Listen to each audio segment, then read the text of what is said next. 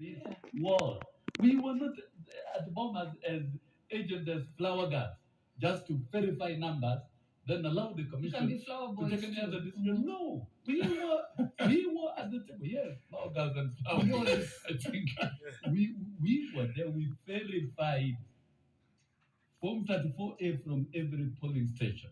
And I would like to remind my good friend Farah that the law is very clear. The ruling of the Supreme Court in 2017 was very explicit that the tallying at the polling station is final and binding.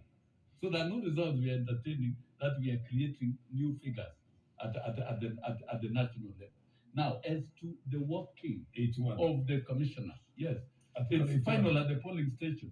So when you tell us that in Rift Valley, there were more votes for the presidential, and in Central, there were more votes for presidential, that is now absolute pure fishing expedition.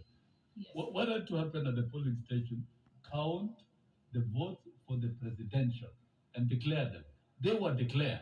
They were signed by your agents in those particular stations. There is no Form 34A that was not signed by your agents in Rift Valley, in the whole of the Republic of Kenya.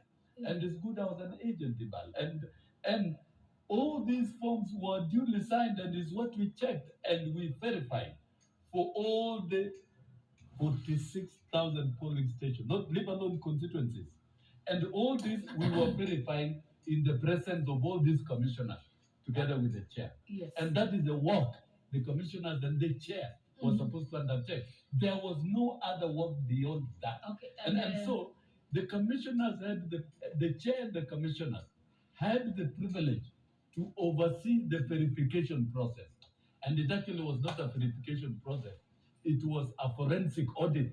So this is one election where a forensic audit was conducted, and you could see the impatience of Kenyans waiting for results for a whole 1 week. All right. A whole 1 week. And once that had been done, the bar, once that had been done, and the mathematics were clear, and Cherera and group, you can see they're operating in error. When they're talking about 0.01% being 140%, you made your point. You made your point. Yeah, you don't need to belabor that. No. So absolutely, yes. Because of time. On this one, not because I was an agent of Kenya Kwanza or anything, in terms of competency and doing things right and announcing the results.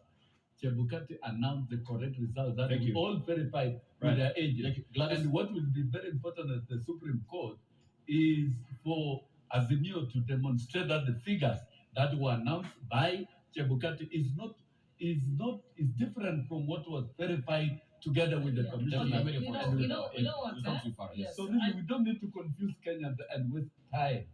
In every election, we must move to the Supreme Court. It's okay. Let us move there. And I think what Azimio are looking for is telling the numbers, which they seem very confused. Thank you, Social. Not to understand. However much you argue literal, you cannot argue over maths. Thank you. Numbers are numbers.